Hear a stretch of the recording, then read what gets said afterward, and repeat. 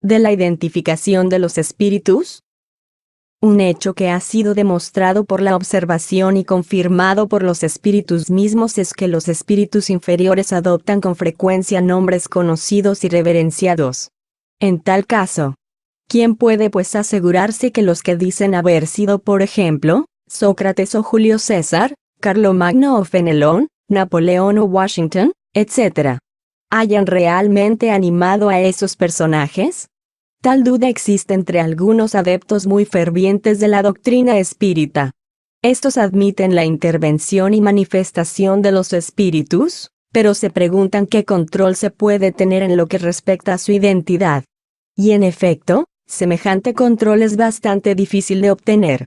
Pero si no puede lograrse de una manera tan auténtica como por medio de un acta de nacimiento, podemos al menos obtenerlo por presunción, conforme a ciertos indicios.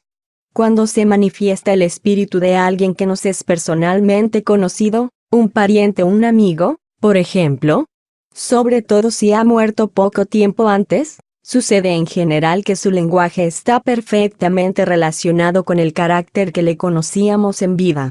Y este es ya un indicio de su identidad. Pero no es lícito dudar cuando el mismo espíritu habla de cosas privadas, y recuerda circunstancias de familia, que solo su interlocutor conoce. Un hijo no se equivocará seguramente, respecto al lenguaje de su padre o de su madre, ni los padres pueden engañarse acerca del de su hijo. En estos tipos de evocaciones íntimas suelen acontecer cosas conmovedoras, capaces de convencer al más incrédulo. El escéptico más endurecido queda muchas veces aterrado ante las revelaciones inesperadas que se le hacen. Otra circunstancia muy característica viene en apoyo de la identidad. Hemos dicho ya que la escritura del médium cambia, por lo general, según el espíritu evocado, y que dicha escritura se produce con exacta igualdad cada vez que se hace presente el mismo espíritu. En numerosas ocasiones se ha verificado, que sobre todo con personas fallecidas poco tiempo atrás, esa escritura tiene un parecido sorprendente con la de la persona en vida. Se han visto rúbricas de una exactitud perfecta. Pero por otra parte, estamos lejos de dar este hecho como una regla, y sobre todo, una regla constante. Lo mencionamos simplemente como un detalle digno de notarse.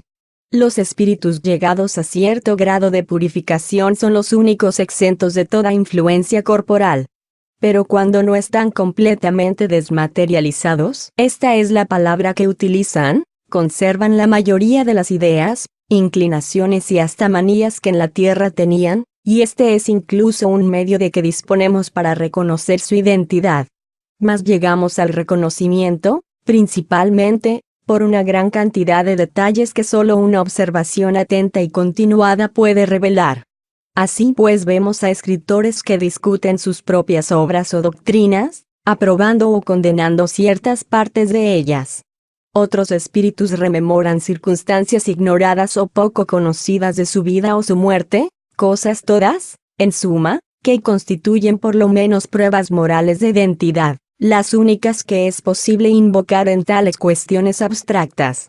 De modo que si en ciertos casos la identidad del espíritu evocado puede hasta cierto punto ser establecida, no existe razón para que no lo sea en otros, y si no tenemos en lo que respecta a personas cuya muerte está más lejos en el tiempo, los mismos medios de control de identidad, disponemos siempre del que nos proporcionan el lenguaje y el carácter. Porque seguramente que el espíritu de un hombre de bien no hablará del modo que lo hace el de un perverso o el de un libertino. Y en cuanto a los espíritus que se adornan con nombres respetables, pronto se traicionan por su lenguaje y sus máximas. El que afirme ser Fenelón, por ejemplo, y lesione el buen sentido y la moral, aunque solo sea accidentalmente, mostrará con ello la superchería. Por el contrario, si los pensamientos que expresa son siempre puros, sin contradicciones y en todo momento a la altura del carácter de Fenelón, entonces no habrá motivos para poner en duda su identidad. De otro modo, habría que suponer que un espíritu que solo predica el bien puede a sabiendas emplear la mentira, y ello sin utilidad. La experiencia nos enseña que los espíritus de un mismo grado y carácter, y animados de idénticos sentimientos, se reúnen en grupos y en familias. Ahora bien, el número de espíritus existentes es incalculable y estamos lejos de conocerlos a todos. Incluso la mayor parte de ellos no tienen nombres para nosotros. Un espíritu de la categoría de Fenelón puede entonces acudir en lugar de él, y a menudo vendrá enviado por él mismo como mandatario.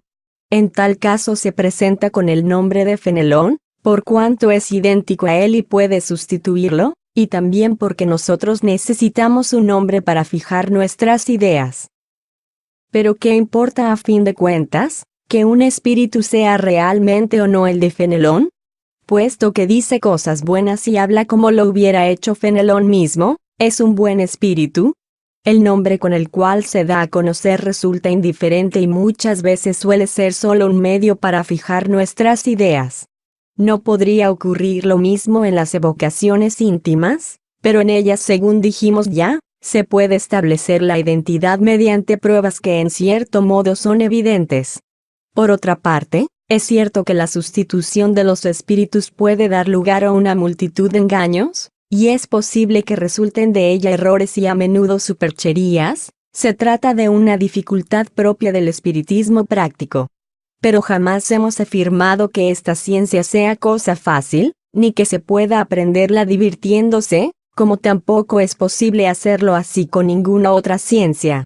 Nunca repetiremos demasiado que exige un estudio asiduo y con frecuencia muy largo. Como no podemos provocar los hechos, es preciso aguardar a que se presenten por sí mismos, y a menudo nos son traídos por las circunstancias que menos se esperan. Para el observador atento y paciente los hechos abundan, porque descubre miles de matices característicos que son para él rasgos de luz. Lo mismo acontece en las ciencias comunes. Mientras que el hombre superficial solo ve en una flor una forma airosa, el sabio descubre en ella tesoros para el pensamiento.